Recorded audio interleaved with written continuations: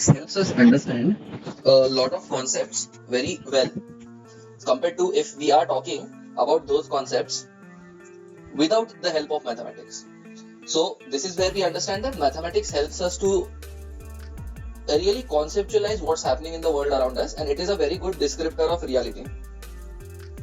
I often joke with some of my students that physics is the father of reality, mathematics is the mother of reality, and chemistry and biology are their children. So we have this family of physics, chemistry, maths and biology. Here I am going to explain the concept of return on time invested. Okay, everybody talks about return on investments. Everybody talks about return on their monetary investments. So the monetary ROI is what people talk about. However, this monetary ROI is somewhat less meaningful compared to what I am defining to be the time ROI. This is somewhat more meaningful, as we'll soon understand in this particular video. Okay, so if let us say a person is indulged in an activity that he or she deems to be difficult, then in that case that activity is time costly for that person. That activity is what I will call as anti-NAC activity. Now NAC for me stands for neuroplasticity and creativity. So the human mind and brain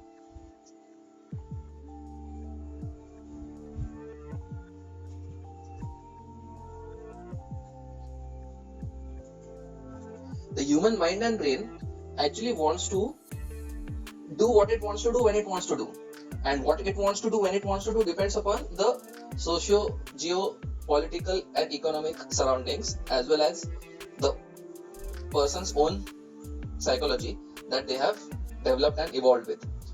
For instance, a person might want to ride a bicycle and enjoy the open air at one point in time. At another point in time, they might want to eat ice cream and be happy, and at another point in time, they might want the endorphins and the hormones released from exercise, and they might want to feel good that way. So a person would like to do what they want to do when they want to do. That is the definition of freedom and happiness that comes from freedom. So when we are forced to do one activity, even if that activity is very pleasurable to us at the start, or it might be less pleasurable to us at the start. Okay, so when we as an individual, ourselves as an individual, when we are forced to do one activity, then in that case there is a time cost associated with that activity. I'll try to illustrate the time cost associated with that activity. So on the y-axis I am going to draw cost, and on the x-axis I am going to draw the time spent in doing that activity. So if it is an activity that we like, for example, chess grandmasters certainly like playing chess. So let us say the time cost of that activity for chess grandmasters is very low. There is almost no time cost. But let us say if they are forced to play chess 24 hours in a day, then there will be some time cost associated with it. So if they are, let's say that they are forced to play chess necessarily and compulsively as a means to an end or as a source of income. Let's say they are having to spend not only for themselves but also their family, extended family, so on and so forth. So it is important that they earn basically. Then in that case they are now forced to play chess necessarily. They can't play chess now when they want, how they want. So now the time cost of the chess playing activity will go up. This is just an example. So when we do anything for prolonged amount of time, for a sustained amount of duration, unless it's a very creative field wherein we can change the activity, whatever we are doing, because if you repeat one activity, if one activity is repeated, then the human brain automatically thinks that that is an anti-NAC activity. So it is an activity that is against neuroplasticity and creativity. And the human brain wants neuroplasticity and creativity to take place in order to feel happy or be happy. Even if a master programmer wants or likes programming, they don't necessarily want to program 24/7, 365. So they would like some other task also to come in with their own programming task. So what is happening over here is the time cost of the activity is increasing.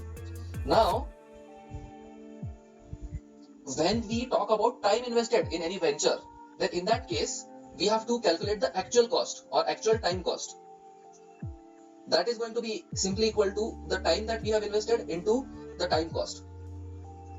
So the time cost is somewhat like how we feel about it, essentially speaking. Alright. So if we feel that it is very costly on our time, then in that case the time cost is going to be higher.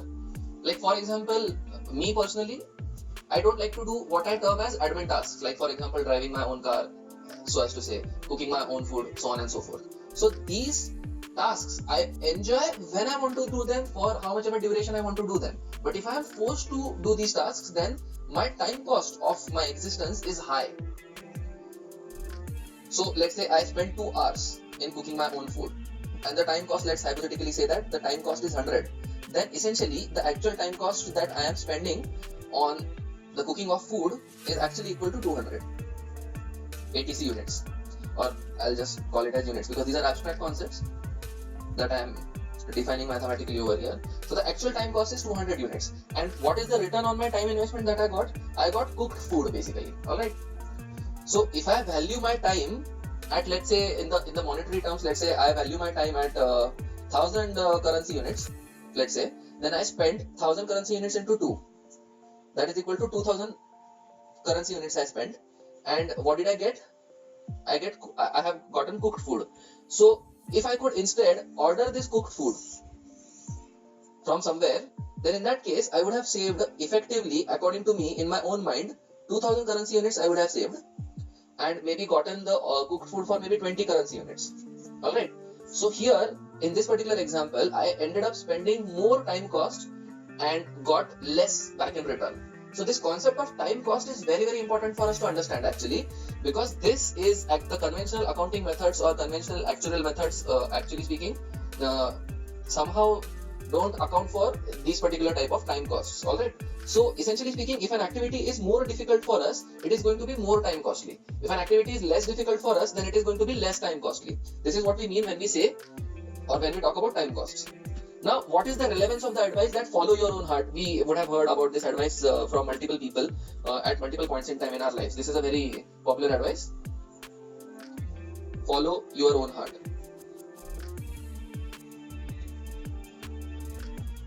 Do what you like. This is another advice that we hear. Choose a career that you would like. Do what you like.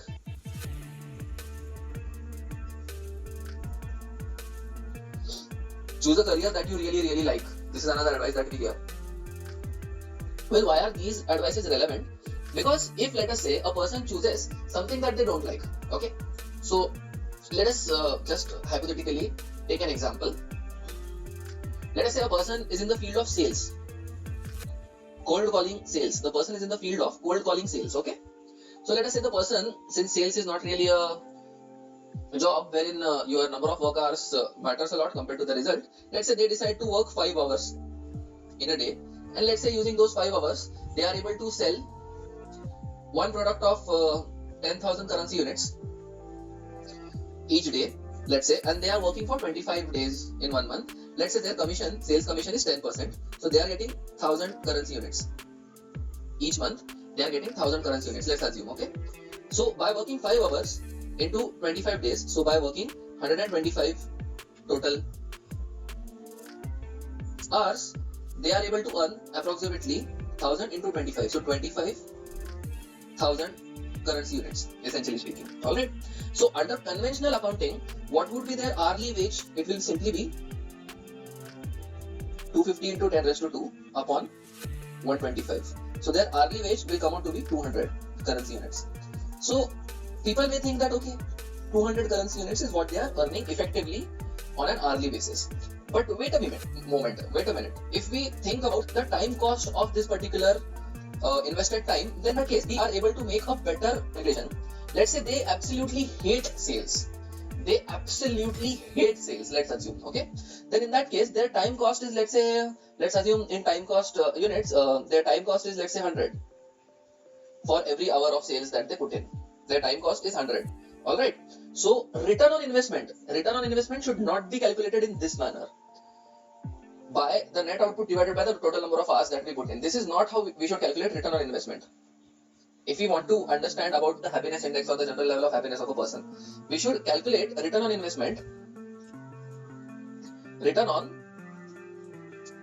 time investment is what I would say we should calculate. ROTI instead of just ROI. So return on time investment would be something like 250 into 10 raised to 2 divided by 125 into 100, because 100 is the time cost, remember? So this is going to be equal to simply 2.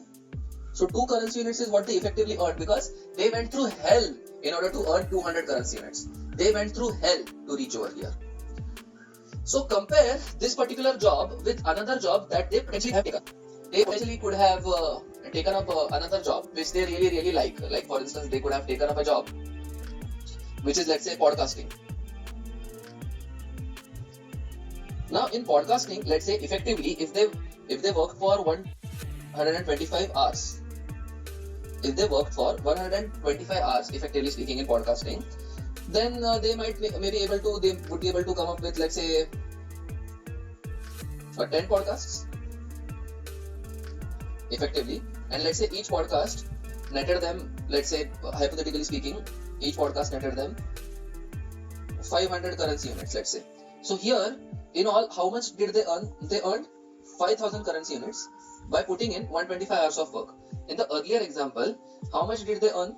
The net earning in the earlier example was 25,000, whereas in this particular example, the net earning, as we can see, only 5,000 currency units. Okay, in both the examples, the number of input hours that they have put in are 125 hours. Alright, but now let us check it out. Since this was not time costly for them, this 125 hours, okay, this 125 hours, effectively speaking, were at a time cost of, let's say, only 2. Let's say the time cost was very less, because they love podcasting. So since you are giving time and it is a repetitive task, there is going to be some time cost associated with it. No matter how much you like it, no matter how much you love it, if you are repeating the task, the human brain that craves for neuroplasticity and creativity always wants to associate some cost with it. So this is the concept of diminishing marginal utility of returns, as we know it in psychology. So let's say there is the time cost associated with it with these 125 hours is 2. So actual time cost for this particular endeavor was 125 into 2,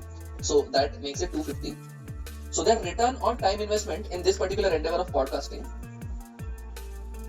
okay, return on time investment is going to be equal to 5000 currency units divided by 250. That makes it a return of 20. Alright, so this is 20 per hour. Okay, so now would they be happier with 2 currency units being returned, or happier with 20 currency units being returned per hour? Obviously they would be happy with 20 instead of 2 currency units being returned per hour. That is what would actually make them happier. Now add to it the fact that some people work really hard in jobs that they hate, and then they buy things that they don't want. That is when life actually becomes hellish for them, and that's why they get depressed, because they are doing something that is very anti-biological to them.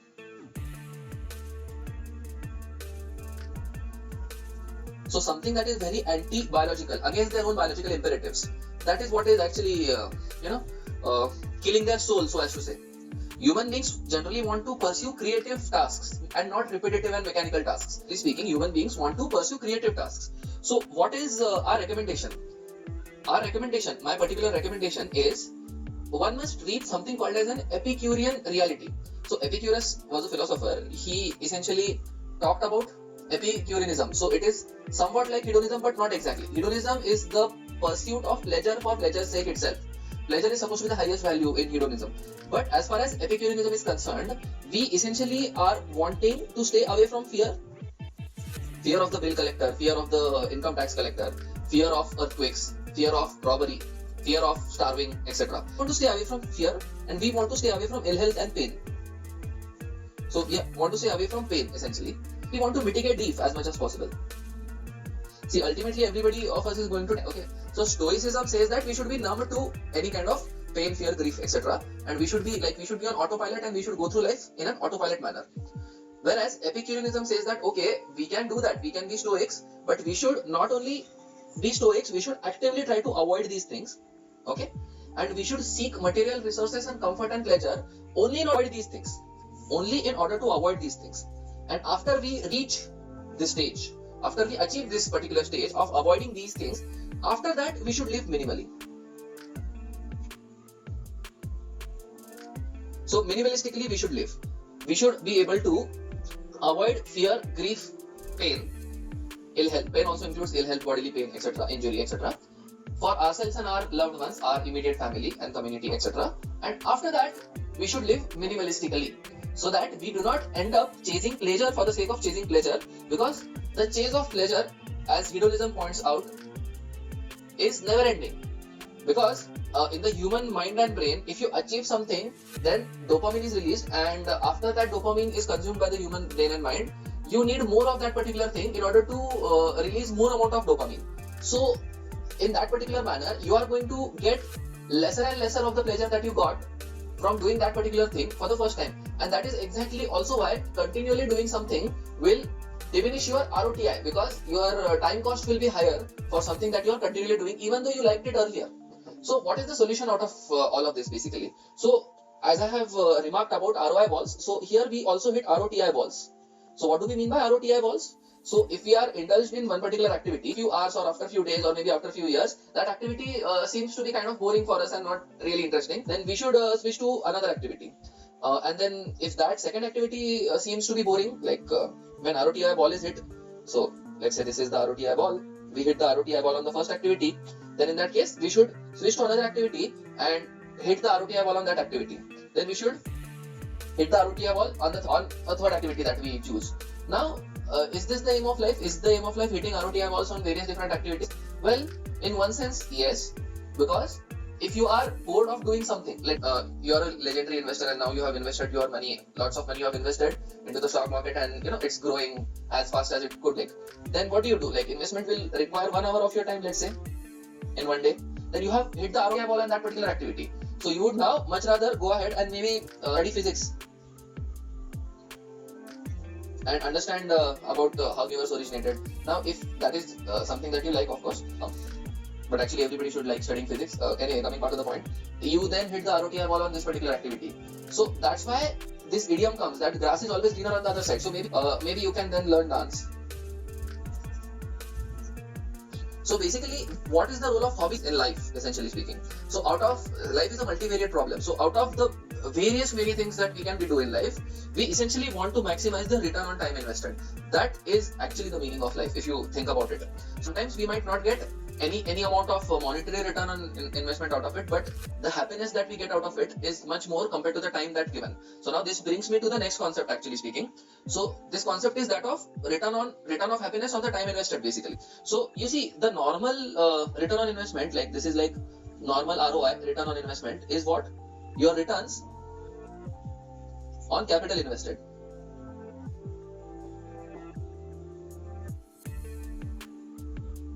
Or money invested, okay? So this is the normal ROI, actually speaking. We should actually all be talking about how much happiness we obtained upon how much time we invested. That is what we should actually be talking about. This is what we should actually be talking about. So sometimes the capital investment might low, returns might be low, but happiness compared to time that we invested might be high. So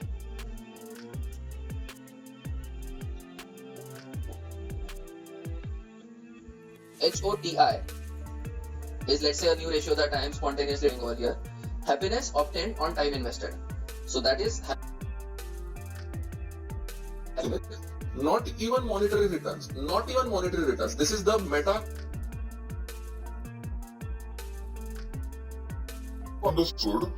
Then we see that why a monk can actually be more happy than a billionaire. Okay? This is what mathematics helps us in understanding this thing, actually. So why can a monk be happier than a billionaire? Well, a monk might have invested less amount of time in making billions and billions of dollars, and still be happier, because the monk would have higher happiness points that he would have obtained upon the time that he invested. So the quality of the time for the monk would not have suffered, but the quality of the happiness and peace of mind that he would have obtained would be much higher. This happiness would have been increased because monks live minimalistically. So minimalism, by living minimalistically,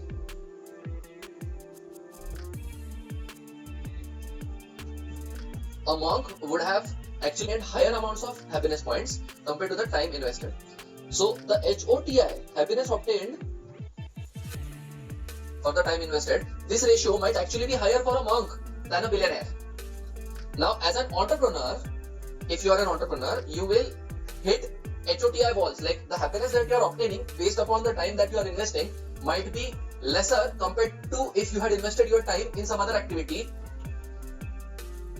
despite the fact that the money that you are achieving actually based upon the time that you are investing might be larger in activity number 1. But this is where the meta concept comes in. After you reach your Epicurean reality, after that the quality of life and quality of time, that is what matters, and the actual money value does not matter. So if you have not reached your Epicurean reality, then in that case you are going to get negatively affected because of fear, grief, like fear of income tax collectors, bill collectors. If you are not able to pay for food, or if you are not able to pay for your house's rent, or if you are not able to pay the electricity bills, the internet bills, so on and so forth, then in that case, in this particular non-Epicurean reality, grief, fear and pain will reduce your quality of happiness. But once you have reached your Epicurean reality, after that, after a certain level, as has been remarked by many humans on planet Earth, after a certain level, then in that case, if you are chasing for more monetary output to buy the things that you don't actually need, because after you reach your Epicurean reality, the most efficient thing is to live minimalistically and invest time in those activities that actually give you pleasure. Like for instance, for me, physics research and contemplating the universe and explaining the things that I understand in simplest possible manner gives me a lot of pleasure. So I am indulging in this particular activity. Now here, I do not know the monetary value of this particular activity, and what's more important is that I don't care. I am doing this for the pleasure of being able to explain a complex concept in the simplest possible manner. This is what I'm doing right now. And hence, the happiness that I'm obtaining just because of making this particular video in explaining this particular concept is much worth what I am investing as time. So my HOTI on this particular activity is relatively large, even though I do not know about the money that I'll be earning, or it might be zero, or I don't expect to earn anything out of this. I don't care about it because my happiness obtained per time invested is higher over here. So this is the concept of HOTI that is applicable, because as more and more humans hit their Epicurean reality, if they are in the momentum of trying to achieve more and more financial success, so as to say, then in that case they would just actually be chasing something that will lead them to hit a wall, because while trying to achieve financial success, there are lots of bottlenecks and lots of walls, return on investment walls, that are actually present, and I have explained the concept of return on investment walls elsewhere, wherein I talk about ROI in the traditional sense of things. So HOTI, happiness obtained on time invested, or happiness on time invested, this is the important key criteria that one should be chasing after one hits their Epicurean. So you might be a legendary investor, or let's take the example of a legendary investor. Now that particular legendary investor is actually being able to hit their Epicurean reality, and after that they are doing things that they want. Okay, if investing happens to be that thing, then they'll continue investing basically. After they hit their Epicurean reality, then in that case, that thing will be the thing that they would continue doing. Now, if it is something else that they want to do, like for example pursuing dance, or let's say studying physics, then probably they will do that, or taking up a musical instrument and creating art. Okay, essentially all art is also okay. Anyway, I'll not talk about art right now, because less number of concepts per video. Okay, so let's talk about Epicurean reality now. So let's assume that you need 50,000 currency units to live the current standard of life that you are living on a monthly basis. So multiply this by 12 and multiply this by with the number of years of life you are going to live ahead of you. Let's say if you are a 30-year-old person, then you have let's assume you have 70 more years to live. So these are months.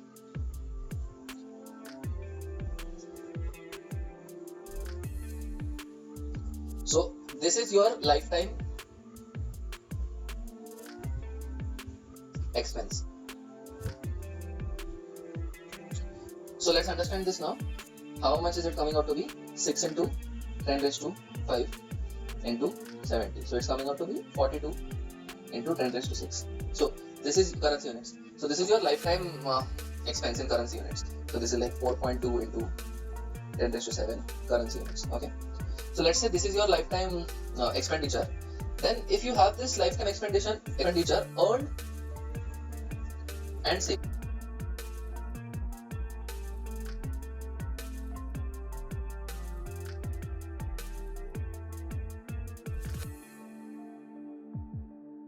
of money, which may also happen. So, some amount of diversification will actually this particular investment. Once you have this, actually, then in that case you can just withdraw effectively 50,000 currency every month and be reasonably rest assured that you have reached your Epicurean reality for a lifetime.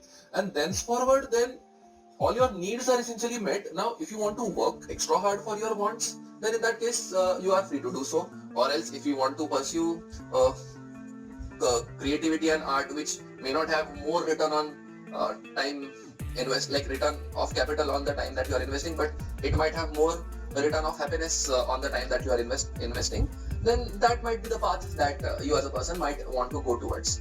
So generally the world, because of AI and because of automation, seems to be moving in this particular direction. And hence minimalism also very important, because if we have more and more humans trying to chase materialistic wealth, then in that case we are depleting the earth more and more, because capitalism doesn't take into account the fact that as we are compounding things, the finite amount of resources on earth will hit their limit basically. So this particular fact is not taken into account when we talk about capitalism and capital exponential returns and exponentiation, generally speaking. So we are able to focus upon what we actually want out of life versus what other people think that we should want out of life, or what other people are wanting out of life, when we actually give a thought to what exactly we want and how to maximize our HOTI. Okay, so not only the time that we have invested matters, the quality of the time that we have invested matters. Okay, so traditionally speaking, again recapitulating, traditionally speaking, people just bother about return on investment. So whatever capital they got back, capital output upon capital input. Also, of course, when did they get it back? So, how much percentage return they got on it, etc. matters.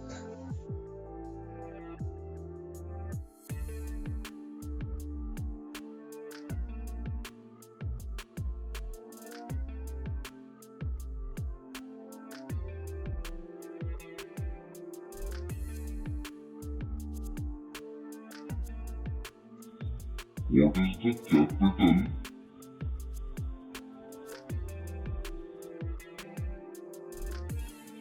back upon the time, Actually, the time cost that you invested, basically.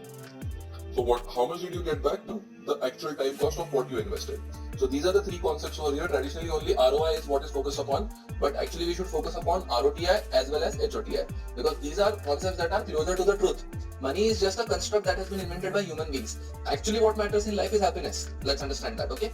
So let's all of us hit the Epicurean reality of getting to a level wherein pain is not there, fear is not there, grief is not there. Then the major role of money is then over, and after that point in time, let's hit upon the ROTI and HOTI indexes want to make them to be higher than the regular ROI index, because the ROI is never going to end. The ROI journey is never going to end. You can always achieve better ROI. You can always do more. You can always earn more money. So when and how and what amount of money is going to be enough has to be decided by you yourself.